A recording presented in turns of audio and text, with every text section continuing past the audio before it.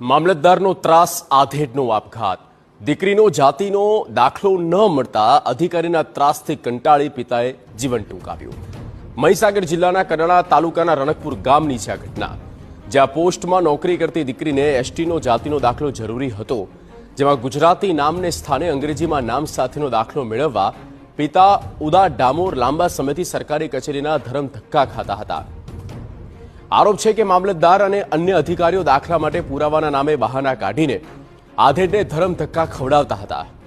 આખરે અધિકારીઓની આડોડાઈને પગલે જાતિનો દાખલો ન મળતા કંટાળીને ઉદા ડામોરે ગળે ફાંસો ખાધો અને જીવન ટૂંકાવ્યું. મૃતકના પરિવારજનોએ મામલતદાર પર ગંભીર આરોપ લગાવ્યો છે. પોસ્ટ એટલે કેન્દ્રની પ્રોસેસ લાગે એટલે એમાં ઇંગ્લિશના જાતિના પ્રમાણપત્રની જરૂર પડે. આ બેનને